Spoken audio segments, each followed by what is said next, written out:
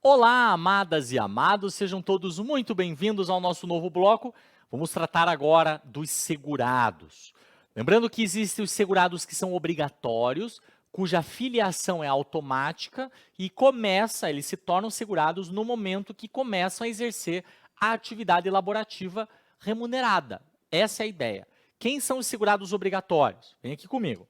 Existe o contribuinte individual, existe o trabalhador avulso, tá? Vamos lembrar cada um deles. Quem é o contribuinte individual? O contribuinte individual é aquele que trabalha sem vínculo empregatício, basicamente.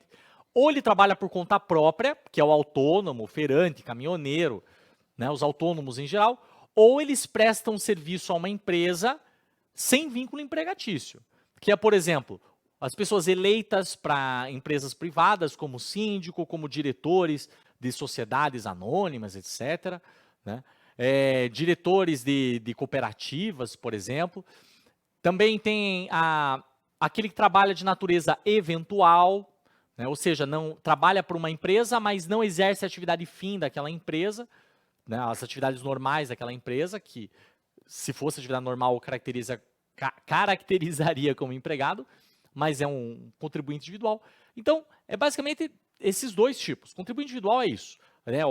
E outras pessoas também que são esquisitas, tipo ministro de confissão religiosa, membro de vida consagrada. Eles não são empregados da igreja, né? Mas também não foram eleitas. É contribuinte individual. Cooperado é contribuinte individual, todo cooperado é. Árbitro de futebol e seus auxiliares são. Os médicos residentes são. O microempreendedor individual MEI, que é um cara esquisito porque ele tem CNPJ, mas não é empresa, né? Tem horas que ele é empresa, mas a lei previdenciária diz que ele é um contribuinte individual, tá? O MEI. Então, esses são alguns tipos de contribuinte individual, mas que a gente já consegue ter uma noção de quem eles são. Aí tem os trabalhadores avulsos. Trabalhador avulso existe o portuário e o não portuário. Quem são eles? São pessoas que prestam serviço para várias empresas e, pela natureza do trabalho, não tem vínculo empregatício com essas empresas. E é sempre por intermédio, ou do órgão gestor de mão de obra, que é o caso dos avulsos portuários, né? O órgão gestor de mão de obra é quem faz o meio de campo entre os trabalhadores e aquelas multinacionais, que são os navios, e os trabalhadores vão dar toda assistência para os navios, seja de limpeza, seja de embarcação, seja de operar guindaste. Então, tudo que diz respeito aos navios, de prestação de serviço aos navios, são os trabalhadores avulsos. E eles não têm vínculo empregatício com o navio. Não faria sentido ter carteira assinada com um navio chinês, né? Nada a ver. Então, por isso que todo o trabalho é feito por meio do órgão gestor de mão de obra.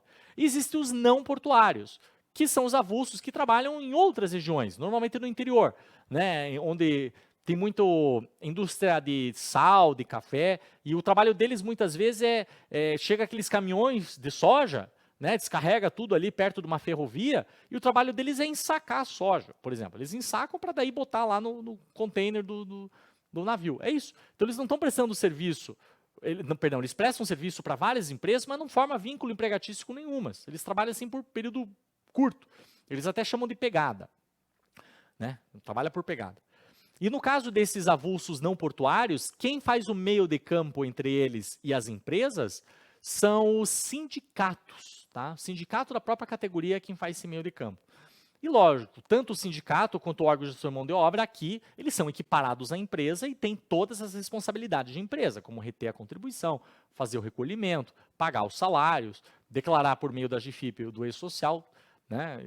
Enfim, todas as obrigações, né, pertinentes previdenciárias.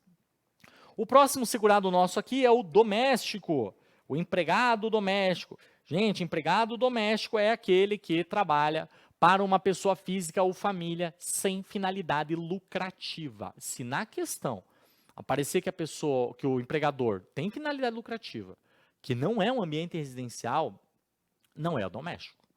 Tá? Lembra que doméstico, até o motorista particular é doméstico. Mas, se não for ambiente residencial, se for ambiente de trabalho, sim, trabalho remunerado, né, com finalidade lucrativa, deixa de ser doméstico. E também o doméstico é aquele que trabalha em natureza contínua, ou seja, mais de 2 dias na semana. Então, a diarista que trabalha até 2 dias na semana para uma família, não é doméstico. continua a ser contribuinte individual. Mas mais de 2 dias caracteriza o vínculo de empregado doméstico. Tá? Então, o próximo segurado nosso aqui é o empregado. Gente, o empregado ele é o coração da Previdência, é o cara que tem direito a tudo e qualquer coisa. Ele é o principal, o mais. Né? O empregado ele trabalha para uma empresa. O seu trabalho é chamado de natureza não eventual. O que é que significa? É esporádico? Não, tem nada a ver com esporádico. Não eventual quer dizer que ele exerce as atividades normais daquela empresa, seja de forma direta ou indireta. Ele faz aquilo que é a atividade fim da empresa. A ideia é essa. O decreto não fala atividade fim, o decreto fala de atividades normais da empresa. Nem que ele exerça aquilo de forma indireta, ou direta ou indireta. Eu dei para você na aula o exemplo da padaria. O exemplo da padaria, o padeiro, o confeiteiro, o caixa, o balconista, todos eles exercem as atividades normais de uma padaria, de uma confeitaria. Portanto, são todos empregados. Num restaurante, por exemplo, que contrata de forma excepcional um garçom para trabalhar só nos domingos, mas é esporádico. É empregado? Não deixa de ser empregado. Não interessa se trabalhou por um dia, se trabalhou até 90 dias, até 180 dias, um ano, não interessa. Exercer o trabalho de natureza não eventual é empregado e ponto. E lembrando que empregado entra também aqueles que trabalham para o poder público, e isso sempre perguntam. Ocupante de cargo público efetivo é empregado, a não ser que tenha regime próprio, que é o caso de você que vai trabalhar no INSS, né? Vai ocupar um cargo público efetivo, nomeação, etc. Como a União tem regime próprio, você não vai ser segurado do regime geral, vai ser segurado do regime próprio. Cargo público eletivo, né? Deputado, senador, vereador, prefeito, governador, presidente da República, é tudo regime geral. Tá? Eletivo hoje é regime geral a rodo. Mas tem regime próprio. É regime geral. Tá? Mas é senador da República. A União tem regime. Vai ser regime geral. Está na Constituição. Ocupante de cargo público comissionado, que é aquele de livre nomeação e exoneração, inclui até ministro do Estado, secretário do Estado. Gente, é assim, a regra é empregado. Ele vai ser empregado. Mesmo que tenha regime próprio, vai ser empregado.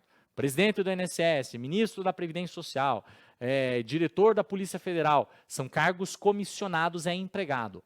A não ser que o ocupante tenha vínculo efetivo. Né? Então, o presidente do INSS, se for um técnico como você, aí você não vai ser segurado do regime geral. Aí você vai continuar amparado pelo regime próprio, porque você já tinha vínculo efetivo com o poder público. Tá? Então, a interpretação do cargo comissionado é essa. Outro ponto, empregados públicos, aqueles contratados por prazo determinado, ainda que seja para administração direta, eles são todos empregados do regime geral. Todos. Então, funcionário da Caixa, do Banco do Brasil, da Petrobras, das empresas de energia aí, concessionárias, serviço público, permissionárias, cara, é todo mundo empregado, não tem exceção. Mesmo que tenha regime próprio, vai continuar sendo empregado. Beleza? E o último seguradinho nosso aqui é o segurado especial. O que a gente tem que lembrar do segurado especial? Segurado especial é o produtor rural ou o pescador artesanal que tiram o seu sustento ou da lavoura ou da pesca e vivem disso. Não tem outra fonte de renda. Tá? Não tem empregado permanente. Tem ali uma meia dúzia ali de empregado que trabalha só de vez em quando. Na razão, 120 dias por ano civil. Um empregado por 120 dias, 2 por 60, 3 por 40. Ou seja, não é empregado permanente. É só gente ali que está de vez em quando. Tudo bem. Esse é o segurado especial. Vantagem do segurado especial. Ele vai ter direito aos benefícios da Previdência, auxílio por incapacidade temporária, aposentadoria por incapacidade permanente, aposentadoria por idade do trabalhador rural, pensão por morte, auxílio reclusão, salário maternidade. Isso independente de contribuição mensal. Ou seja, eles não precisam contribuir todo mês, desde que o período de carência eles provem como efetivo exercício de trabalho rural ou de pesca artesanal. Então, quer aposentar por idade? Tudo bem, não precisa ter 180 meses recolhidos, mas tem que ter 180 meses ali de trabalho rural, de pesca, etc. Tá? Então, ele não diz que ele não financia, ele financia que nós já vemos. 1,3% da comercialização da produção rural. E é sobre toda a receita da comercialização. Então, se ele vendeu lá o boi bandido por 200 mil, 1,3% vai para a Seguridade Social. Não tem teto. Tá? Mas não precisa pagar todo mês. Até porque a renda deles não é todo mês, né? Talvez uma ou outra poderia ser, mas a regra é não. Segurado especial produtor rural. Tá? Ele é aquele que explora uma atividade agropecuária de até 4 módulos fiscais. Lógico, a não ser que ele seja um seringueiro enfiado na Amazônia, no Pantanal. Ele está na terra ali sem fim, daí lógico, é mais de 4 módulos fiscais, mas ele é seringueiro, ou ele é um extrativista vegetal, não esse que fica destruindo a floresta amazônica, mas é o cara assim que tem uma terrinha, planta lá pinos, eucalipto, né, muito mais de 4 módulos fiscais, porque aquilo ali não dá toda hora, leva 5 anos para colher o troço, para tirar a árvore. Então, extrativista vegetal, aí nesse caso até pode ser mais de 4 módulos fiscais, mas a agropecuária é até 4 módulos fiscais. Professor, quanto é o módulo fiscal? Não interessa, não vai cair na sua prova, nem queira saber. Fique longe disso. Apenas saiba que é 4 módulos fiscais. Beleza? Muito bem. Não tem outra fonte de renda, não tem empregado permanente. Esses são os pontos chaves do segurado especial. Fugiu disso, é um contribuinte individual. Explora mais de 4 módulos fiscais, contribuinte individual. Tem empregado permanente? Contribuinte individual rural. Tá, é um contribuinte individual. Muito bem, vamos aqui ao financiamento dessas pessoas, que nós vimos. Vamos começar com o financiamento do empregado, que financia igual o doméstico, que é igual ao avulso. Gente, é assim, são 4 alíquotas, cada uma delas incide sobre uma determinada faixa salarial. Não precisa decorar esses números aqui. A CESP não costuma cobrar esse tipo de coisa. Tá? Nem a própria alíquota ela cobra, ela normalmente dá rasante. Né? Então, ela vai dizer assim que ela pode dar uma alternativa dizendo assim, quem ganha até o salário mínimo contribui com metade daquilo de quem ganha o teto. Tá errado, porque 7,5% não é a metade de 14%. Isso é bem cara da CESP fazer esse tipo de coisa. E também, quem ganha no teto também não paga 14%. Porque a alíquota incide sobre cada faixa salarial. Então, por exemplo, quem ganha salário mínimo vai pagar, né, a alíquota de 7,5% até o salário mínimo. Quem ganha mais que o salário mínimo vai pagar a alíquota de 7,5% até o salário mínimo e mais uma alíquota sobre aquilo que excedeu o salário mínimo até uma outra faixa. Se a pessoa ganha o teto, ela vai pagar as 4 alíquotas. Opa, isso que eu estou puxando essa seta aqui tudo errado. Se a pessoa ganha o teto, ela vai pagar as 4 alíquotas. Tá? Então, a pessoa ganha lá R$8.000, é 14% sobre os 8.000? Não, pelo amor de Deus. Até uns, sei lá, uns 3.600 é inferior a 14%. Tá? Não precisa guardar que é 3.600, mas só saiba que é a alíquota ela varia. Né? Ela varia conforme cada faixa salarial. Isso tanto para o empregado, quanto para o avulso, quanto para o doméstico. O contribuinte individual e o facultativo. Gente, contribuinte individual e facultativo, a alíquota deles é 20% sobre o salário de contribuição. Tá? O que é salário de contribuição, professor? Olha aqui para mim, salário de contribuição, olha, é um conceito importante que vai cair na sua prova também. Tudo isso que o professor está falando. Salário de contribuição é a parte do salário que incide contribuição. Por isso que se chama salário de contribuição. E aí é a pergunta, qual é a parte do salário que incide contribuição social, onde o trabalhador vai ter que financiar, ou o empregado vai ter o desconto do salário para a empresa fazer o recolhimento? Qual é a faixa? É aquilo que ele recebe como remuneração pelo trabalho, como contraprestação pelo trabalho. Não entra aqui as indenizações. Transporte, diária, auxílio alimentação. Cara, isso é indenização, isso não é retribuição pelo trabalho. Não é. Aquele terço constitucional lá de férias, que o cara trabalha 12 meses e ganha 1/3 do salário, isso integra o salário de contribuição. Porque o cara trabalhou 12 meses, cara, ele tem direito àquilo, é uma retribuição por 12 meses trabalhados. Mas as outras férias, tipo férias indenizadas, férias vendidas, aquelas férias pagas na rescisão, aquele abono de férias que ele vende lá 1/3 das férias para a empresa, né? E assim, aquelas férias em dobro, porque o cara ficou lá 24 meses sem tirar férias, a empresa tem que pagar férias em dobro. Isso tudo de natureza indenizatória. Apareceu indenização, cara, não integra salário de contribuição. Não integra. Auxílio babá, auxílio creche, aquelas coisas que a empresa põe ali, Põe ali plano de saúde, isso não integra salário de contribuição. A contribuição para a previdência privada, a previdência complementar, não integra salário e contribuição. Esse não integra porque a própria Constituição diz que não vai integrar. Não integra nem remuneração. Imagine salário de contribuição. Né? Participação nos lucros não integra remuneração, então não integra salário e contribuição. Mas aquilo que ele recebe como contraprestação, até a gorjeta. Ninguém dá gorjeta pro cara porque ele faz um mau trabalho. As pessoas não gorjetam porque o cara faz um bom trabalho. Então é retribuição pelo trabalho. Gorjeta integra sim. Salário e contribuição vai ter que financiar o sistema. Pontos importantes sobre salário e contribuição. Existe o limite mínimo, que é o salário mínimo. E se a pessoa tem um salário de contribuição inferior ao salário mínimo, esse salário de contribuição ele é completamente ignorado. Ele não surte efeito nenhum.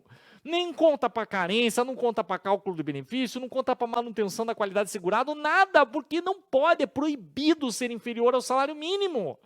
Professor, e se a pessoa trabalha meia jornada, na jornada parcial e ganha meio salário mínimo? Pois é, essas pessoas estão todas empipinadas. Porque a legislação previdenciária diz que se o salário de contribuição não pode ser menor que o mínimo, em hipótese nenhuma. Então, se a pessoa contribuiu com menos que o mínimo, ela tem 3 opções. Ou ela agrupa as contribuições menores que o mínimo para que dê o mínimo, ou se ela teve um mês que ela ganhou mais que o mínimo, ela tira o excesso ali mais que o mínimo para aquele que está menos que o mínimo, ou a pessoa complementa, ela vai lá e tira do bolso e paga a diferença, e ela vai pagar na mesma alíquota daquela categoria. Então, se ela era empregada e 7,5%, ela contribui a diferença com a alíquota de 7,5%, né? Se era um contribuinte individual que a alíquota é 20%, vai pagar 20% da diferença para complementar até o salário mínimo. Porque não pode ser inferior ao salário mínimo. Como também não pode ser superior ao teto, né? Então o cara ganha lá, o bonitão, ganha 30 mil por mês, ele não vai se aposentar com 30 mil.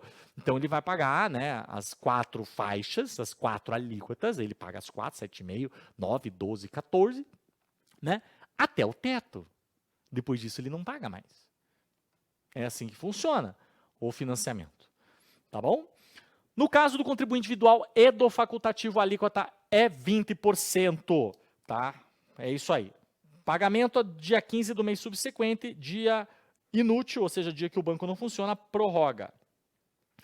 Lá, só um detalhezinho aqui, tem um contribuinte individual aqui que a alíquota dele não é 11%, não é 20%, é 11%. Vamos ver se você lembra. É o contribuinte individual que presta serviço à empresa. A alíquota dele não é 20%, mas 11%. E a pergunta é, por que a alíquota dele é 11%? Porque a empresa vai pagar 20% sobre a folha. Entendeu? Lembra que a empresa paga 20% sobre a folha? Então, a empresa paga 20% sobre a folha. Daí, nesse caso, como paga 20% sobre a folha, né, ele já não precisa pagar 20%, ele paga 11%. Quer dizer, a empresa retém a contribuição dos 11% e faz o recolhimento. E paga 20% em cima. Interessante para a Seguridade isso acontecer. Né? Mais dinheiro para a Seguridade. Por isso que a alíquota dele fica menor. Mas é 11%, não importa quanto que ele ganha. Se ele ganha um salário mínimo, né, se ele ganhou o teto, vai ser 11%. Beleza? E aí vem o plano simplificado, né, ou o sistema especial, chamado também de plano simplificado, de inclusão previdenciária, que permite com que o contribuinte individual que trabalhe por conta própria, veja, não é o que presta serviço para a empresa, é só o que trabalha por conta própria, e o facultativo paguem uma alíquota reduzida de 11% sobre o salário mínimo. Ele só não vai ter direito à aposentadoria por tempo de contribuição e nem será considerado para a contagem recíproca. Mas os outros benefícios ele terá direito. Tá? Mas tudo no salário mínimo também. E aí existe a alíquota super reduzida de 5% sobre o salário mínimo. Mas só um contribuinte individual tem direito, que é o MEI, que é aquele que aderiu ao Simples Nacional e a renda bruta do ano anterior é de até R$81 mil. Mas só ele, como contribuinte individual, pode pagar 5%. Só o padre e o pastor não pode? Não. Padre e pastor é 11% sobre a remuneração. E se ele ganhar R$3 mil? É 11% sobre R$3 mil do padre, pastor, freira e congêneres. Outro que paga 5% é o facultativo, que não tenha renda, se dedique ao trabalho doméstico na sua residência e a família é de baixa renda, ou seja, cadastrada no CadÚnico e a renda da família é de até 2 salários mínimos. Esse facultativo pode pagar 5% do salário mínimo e é a mesma coisa que o de 11%. Tem direito aos benefícios da Previdência, menos a aposentadoria por tempo de contribuição. Lógico que se quiser se aposentar por tempo de contribuição, vai pagar com juros e correção monetária, mas não vai pagar com multa, porque multa é punição. Não fez nada de errado para ser punido, né? Não fez nada para ser punido? Não, então não vai ser, não tem multa. Bom, recolhimento em atraso, gente. Caso o contribuinte individual e o segurado especial, lembrando que o segurado especial pode pagar igual o contribuinte individual, a lei autoriza, contribuição mensal. Mas o segurado especial, a sua contribuição é facultativa, tá?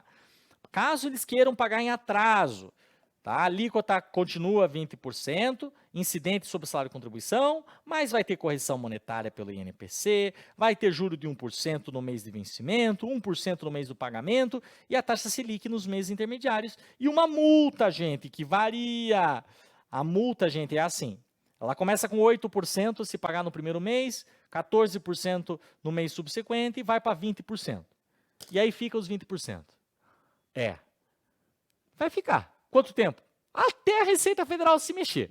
O dia que a Receita Federal resolver notificar o cara e falar, ó, amigão, você tem que pagar, ela vai notificar, vai fazer, ó, isso aqui é uma notificação fiscal, pague. Deu a notificação, a multa já passou para 24%. E é 24% para o cara pagar nos primeiros 15 dias. Passou 15 dias, já é 30%. Aí ele pode entrar com recurso. Se ele entrar com recurso lá para o CARF, aí é 45%. E vai ficar a multa de 45% até 15 dias depois da decisão do CARF. Né? O Conselho de Administração da Receita Federal. É o CARF. É um órgão lá da Receita que cuida disso. Aí está 45%, até 15 dias da decisão. Aí ele fala assim, não vou pagar, vou esperar, vou pagar depois de 15 dias. Aí a multa é 50%. E aí, meu filho, 50% de multa, ele tá lascado, né? Porque já é uma multa alta. Mas pode piorar? Pode, porque a Receita não vai deixar de graça. Isso aqui, gente, que eu estou falando, não é só do contribuinte individual. Isso aqui é das empresas, do empregador doméstico, todo mundo aí, né? Aí, né, foi decidido lá pelo CARF, aí a Receita fala assim, cara, vou colocar esse cara na dívida ativa da União. Aí vai lá e põe na dívida ativa. Botou na dívida ativa, a multa já é 60%. Né? E se ele alguma vez ele fez o parcelamento e não pagou o parcelamento, porque pode parcelar em até 60 meses, né? O bom do parcelamento é que daí ele não paga mais juro e multa na data da concessão do parcelamento. Mas se ele fez o parcelamento, mesmo assim não pagou, cara, não é 60%, é 70% de multa. E mesmo assim não pagou, daí a Receita Federal vai mover uma execução fiscal, processo judicial chato, que vai lá pedir apreensão dos bens do cara, bloqueio das contas bancárias. Como fez a execução fiscal, é 80%, já não é mais 60%, é 80%. E se teve parcelamento anterior, aí é 100%. Você vê que a multa é fenomenal, né? Se tem parcelamento anterior, a multa é de lascar. E é isso. Então a multa pode chegar a 100%. Outras formas de financiamento, além da empresa e tal. A União vai financiar, sempre com recursos adicionais previstos no orçamento fiscal, na lei orçamentária anual. Quanto é? Eu não sei, tem que ver a lei orçamentária anual. Lá vai dizer quais são os recursos adicionais do orçamento do fisco, que vai ser alocado para a Seguridade Social. E lembrando também que, isso aqui sempre perguntam, né? Já ressalto, né, que caso não haja dinheiro para pagamento de benefícios da Previdência Social, quem vai assumir essas insuficiências é a União, mas só da Previdência. Se faltar dinheiro da assistência social, não é a União que vai cobrir, é só a Previdência. Tá? Então, é só a Previdência, mas não pode, né, cara? Os caras pagaram a vida toda, de repente, né, não tem dinheiro, é o problema do governo, a União é que vai assumir essa bronca. Há outras receitas da Seguridade, né? Multas, juros, remuneração recebida por serviços de arrecadação, receita de prestação de outros serviços, arrendamento de bens. Lembrando que eu falo aqui pelo INSS, né? Cara, o INSS é dono de bens, aluga bem, tem dinheiro investido lá que recebeu de industrialização, de não sei o quê. Isso aí tudo vai para a Seguridade Social. Tá? Doações que as pessoas fazem, receitas patrimoniais, industriais. Ah, o traficante, eu gosto do financiamento do traficante. 50% dos valores apreendidos no tráfico de drogas vão para a Seguridade. E vai para a Seguridade porque o uso de drogas destrói todo o sistema de previdência, assistência e saúde, porque os caras ficam usando o SUS e ficam recebendo auxílio por incapacidade temporária, não conseguem se estabelecer no emprego com desempregados. Então, o caos social gerado pelo tráfico de drogas é muito grande, de modo que a maior alíquota que existe é 50% do traficante.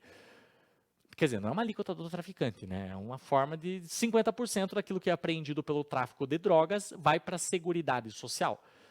E da Receita Federal, quando a Receita apreende bens, né? Tipo, o cara vai lá e traz o PlayStation 5 do Paraguai, a Receita apreende, vende e 40% vai para a Seguridade. Tá bom, porque a Receita Federal quer dinheiro para quê? Para mandar para o Congresso Nacional, Poder Executivo? Não, vai para a Seguridade, que é mais virtuoso, né? É melhor. E também lembrando que o seguro DPVAT, sabe aquele seguro do obrigatório que você tem que pagar? 50% do valor do prêmio, que é aquele valor que você paga, vai para a Seguridade e é destinado direto para o SUS, para os vitimados de acidente de trânsito. Sim, o seguro DPVAT, 50% vai para o SUS, os vitimados de acidente de trânsito. É isso aí. Eu acho que... Não, ainda temos mais uns minutinhos.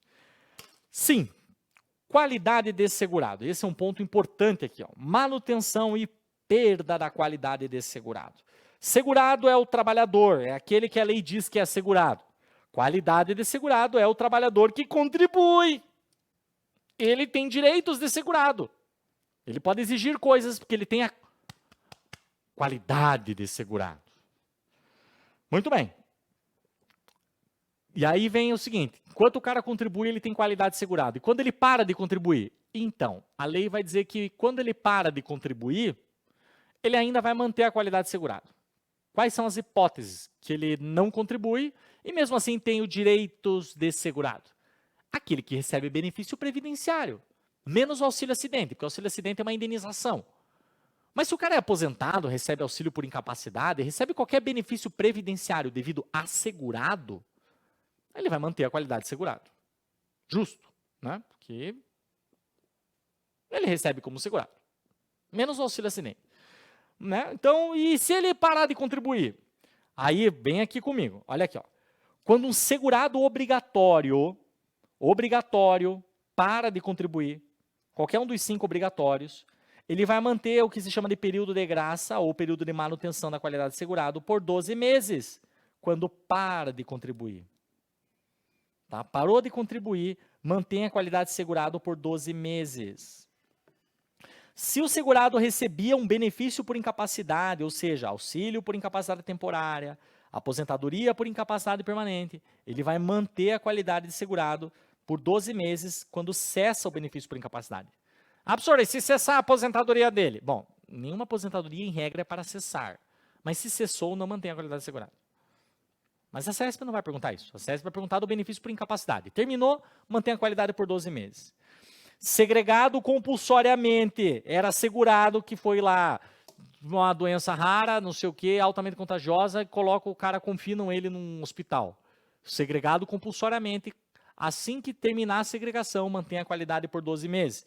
E o segurado preso, o cara era trabalhador, contribuía e foi preso. Então, ele vai manter a qualidade de segurado por até 12 meses, depois do livramento ou da soltura. Ou seja, depois que o juiz libera o cara para ir embora. Essa é a ideia. Então, esses aqui são os que mantêm por 12 meses, beleza? Lembrando que nas situações em que cessa a contribuição de segurado obrigatório ou cessa o benefício por incapacidade, acontece o seguinte: se o trabalhador tiver mais de 120 contribuições mensais, ou seja, mais de 10 anos ininterruptos de trabalho. É assim que a CESP gosta de falar. A pessoa tem mais de 10 anos ininterruptos. Então, ele contribuiu por mais, não é 10 anos, é mais de 10 anos. Tá? A gente diz aí 121 contribuições, pelo menos. Aí, há o acréscimo de mais 12 meses. Ou seja, o que era 12 vira 24. Também, ainda na situação de segurado obrigatório ou segurado que recebia benefício por incapacidade, tem um acréscimo de mais 12 meses se comprovar a condição de desemprego por órgão do trabalho. Daí, nesse caso, também vai para 24 meses. E se juntar tudo, pode chegar a 36 meses. Tá? Mas é só para segurado obrigatório ou quando cessa benefício por incapacidade. Beleza? Outras situações. Período de graça do facultativo é de 6 meses. Professor, e se ele tiver 800 mil contribuições? Parabéns para ele. Continua a ser só 6 meses. Parou de contribuir, mantém a qualidade por 6 meses. E o facultativo tem um ponto. Se ele perder a qualidade segurado, ele não pode mais recolher em atraso. Perdeu a qualidade e não recolhe mais em atraso. E facultativo é o único que só se torna segurado com a primeira em dia. A filiação dele com a primeira em dia, ou a primeira sem atraso, chama com o jeito que você quiser. Mas só assim ele se torna segurado. Sempre me perguntam, professor, minha mãe nos anos 80 não contribuiu, ela pode contribuir hoje? Não! Porque ela era facultativa. Ou melhor, desculpe, ela não era nada. Porque para ela ser facultativa, ela tinha que pagar uma em dia. Ela não pagou uma em dia nos anos 80. Mesmo se tivesse pago, perdeu a qualidade de segurado, não dá mais para pagar os atrasados, já era. Entendeu? Professor, que drama. É, mas é para você guardar, facultativo não pode. E o segurado que foi incorporado às Forças Armadas e depois foi desincorporado, né, para prestar serviço militar, ele mantém a qualidade depois de desincorporado por apenas 3 meses. Né, 3 meses. É isso aí. Vamos fazer um intervalinho e depois a gente volta com mais? Então vamos lá. Tomar uma água e a gente já volta. Um grande abraço e valeu.